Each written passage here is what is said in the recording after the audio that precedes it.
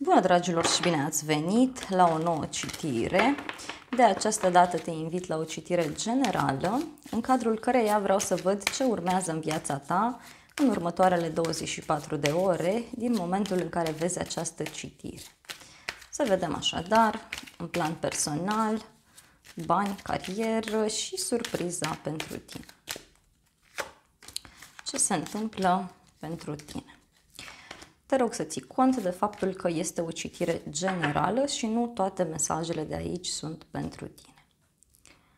Cineva se grăbește să vină către tine cu teamă. Cineva se îngrijorează privind o călătorie sau privind o întâlnire de dragoste.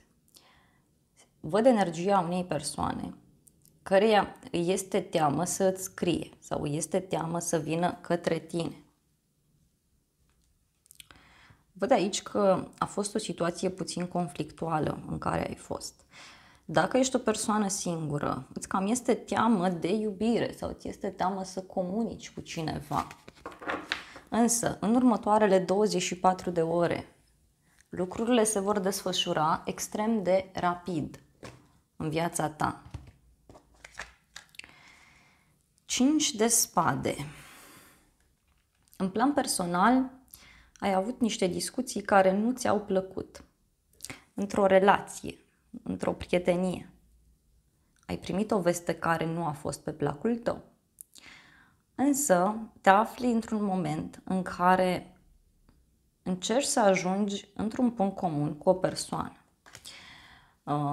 Văd pe de altă parte un compromis în care ești, deci o relație sau o prietenie care se bazează pe anumite beneficii comune. Dar pentru unii dintre voi simt aici că vă simțiți neîndreptățiți pe dragoste. Apoi, ce anume se întâmplă? Steaua, o conexiune cu zodia Vărsător.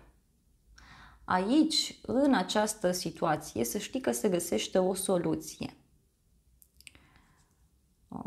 Văd o conversație pe care o vei avea pe internet, niște mesaje sau printr-un apel telefonic. În alte cazuri, văd aici că în cadrul acestui compromis, în cadrul acestei situații dificile, apare speranța, apare o soluție, apare acea lumină de la capătul tunelului. Să vedem despre ce este vorba. Poate ai avut o ceartă cu cineva. Bun, a ieșit tot 5 de spade. Soluția poate să fie reprezentată de către un nou compromis. Văd aici o discuție puțin în contradictoriu pe care cineva o are.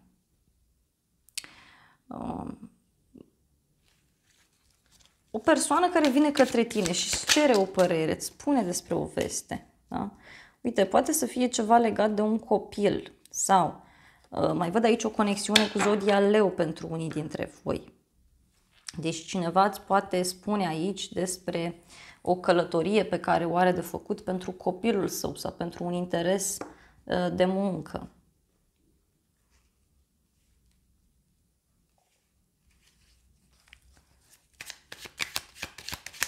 Cum se face lumină în situația asta? Uite, e un moment puțin stresant aici. Deci fie cineva se stresează în legătură cu o reacție pe care tu o ai referitor la această veste pe care o primești, fie această veste te stresează puțin. Văd o persoană care e foarte liniștită, care pur și simplu așteaptă un răspuns, așteaptă o reacție din partea ta.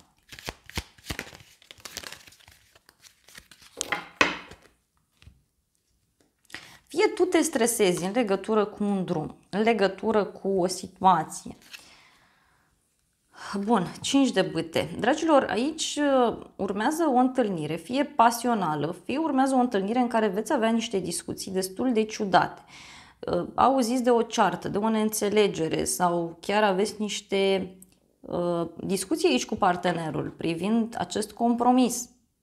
Pentru că cineva profită de o situație în care se află, cineva profită de o poziție.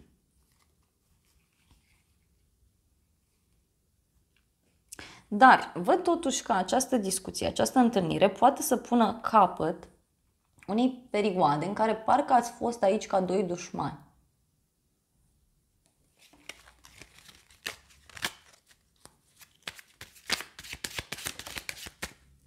De ce a apărut 5 de bâte? Deci aici se reia o discuție din trecut. Sau poate să fie o agitație privind un copil sau privind o persoană dragă ție. O persoană care ți ascunde niște lucruri privind un drum. Hai să vedem în continuare ce spun îngerii.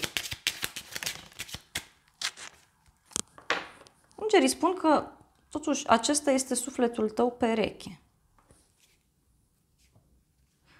Doar că este cineva care se simte atras de tine, dar are niște probleme cu banii, are niște probleme în familie. Poate să ai legătură cu o persoană puțin depresivă. Îngerii spun totuși să ofere acestei relații o șansă, dacă e să se întoarcă cineva.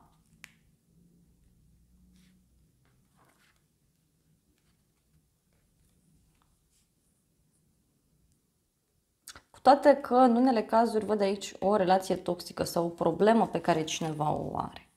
Mai vreau o carte suplimentară din acest oracol pentru tine. Și aici urmează o întâlnire, urmează o conversație cu cineva, cu un prieten, cu o persoană dragă ție, dar văd lucrurile destul de agitate. Uite, este o relație toxică. Da. Și sunt lucruri din trecut care revin. Deci ați făcut compromisul, ați spus gata, lucrurile se schimbă și când colo revine această situație. Poate este ceva legat de o femeie care are probleme. O femeie rănită. 10 de monede. În momentul de față ești înconjurat de familie, de oameni dragi ție. Poate ai o ședință dacă lucrezi. Pe de altă parte văd că îți vin niște persoane în vizită sau te pregătești să mergi la o petrecere. Avem regele de spade, o conexiune cu o zodie de aer, Gemeni, Balanță, Vărsător. Văd aici niște strategii pe care tu ți le faci în legătură cu un proiect. Alții văd că aveți de rezolvat o situație importantă legată de niște acte, de o moștenire, de o sumă de bani.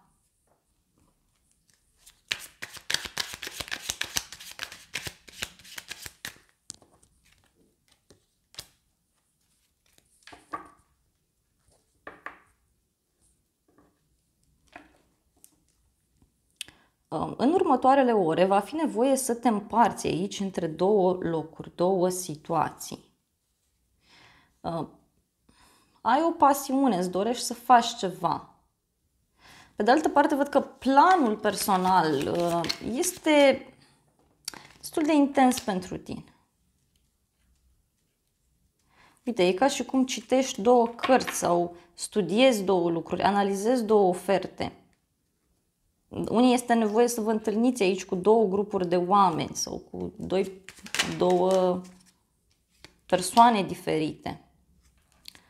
Văd o veste pe care o primești în legătură cu banii sau o veste pe care o primești de la muncă. Asta doar pentru cei care lucrați. Cei care nu lucrați, este vorba despre o veste din partea unor prieteni sau unor persoane dragi vouă. Am văzut că îmi scrieți acolo în comentarii. Deci, e o citire generală, luați doar ceea ce rezonează.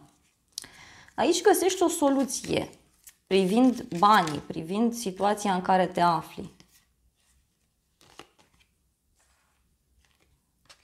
Uite, văd aici o pauză pe care ți-o iei sau un concediu pe care îl iei. Să vedem oracolul ce spune.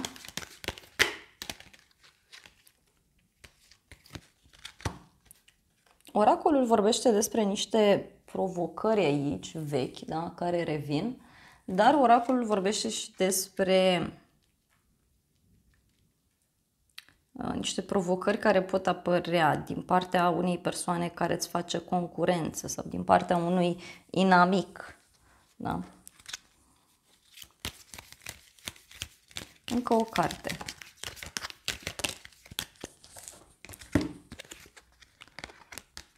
Tu aici vei face o alegere privind banii, privind viața ta profesională, privind stabilitatea ta, îți vei cumpăra ceea ce îți place sau vei alege ceva care îți va oferi stabilitate. Hai să vedem surpriza, asul de cupe. Surpriza ține de o nouă persoană, o veste bună pe care o primești. Surpriza ține de o situație care ție îți provoacă mari emoții și avem cavalerul de monede. Uite, cineva care vine către tine foarte hotărât cu o veste, dar care are foarte mari emoții să-ți spună ceva, să-ți propună ceva. Dacă ești în căutarea unei persoane, este un prieten prin jurul tău, o persoană de la muncă, un vecin, cineva care îți va da o veste bună, care vine către tine hotărât. Hai să vedem ce e cu asul de cupe. Uite, are legătură cu noi emoții sau o nouă persoană, vești bune care apar. Dar știi cum, aici este o persoană pe care te poți baza, deci este o persoană sigură pe ea, care vine către tine la o vreme de seară. Persoana asta are niște probleme aici și nu știe cum să-ți spună sau este o confuzie foarte mare în mintea sa și vrea să îl ajuți sau să o ajuți. Mai văd o conexiune cu zodia Scorpion, Rac sau Pești.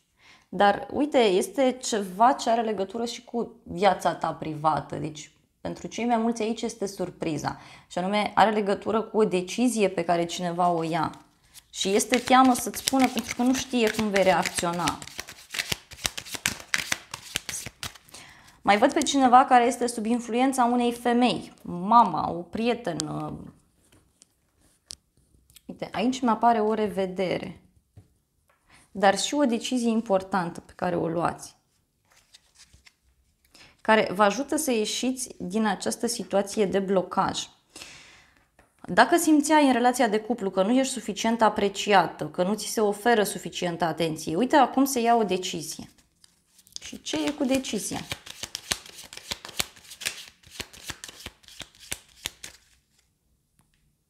Decizia ține fie de o sumă de bani pe care o primești, fie decizia ține de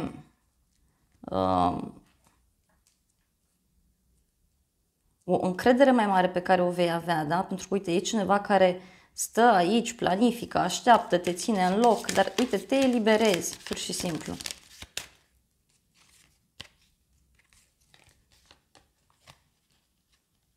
Uite, văd bucurie, liniște, deci e ceva ce te va liniști, ceva ce te va ajuta. Mai văd o conexiune cu zodia Gemeni, cu zodii de apă pentru alții, Rac, Scorpion sau Pești.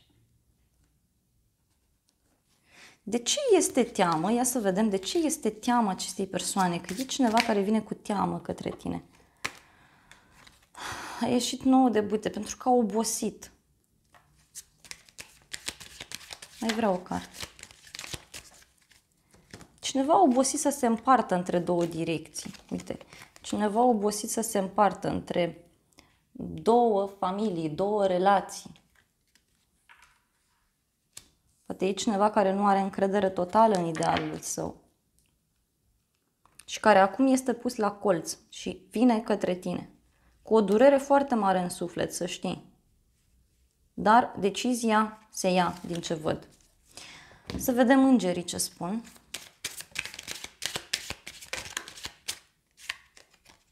Uite, cineva se întoarce din trecutul tău.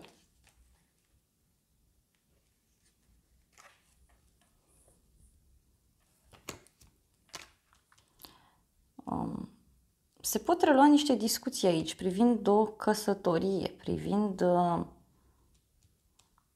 o situație spirituală în alte cazuri, așa simt să transmit.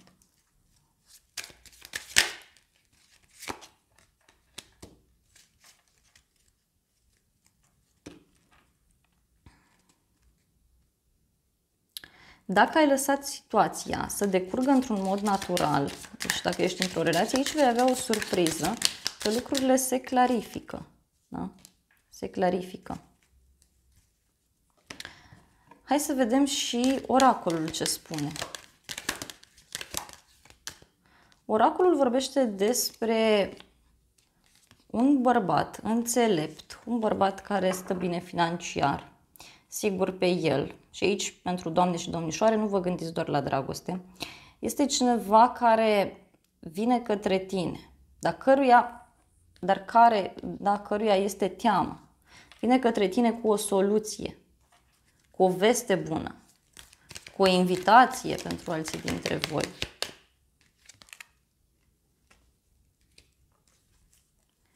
Te invită să colaborați, te invită să vă împăcați, să discutați și să transformați toată povestea asta. Să mai vedem o carte. Uite, un suflet pereche. Deci aici este o conexiune foarte puternică. Poate să fie un prieten drag ție sau chiar poate să fie de dragoste pentru alții. Uite, și este ceva ce se stabilește în legătură cu o călătorie, cu o vacanță.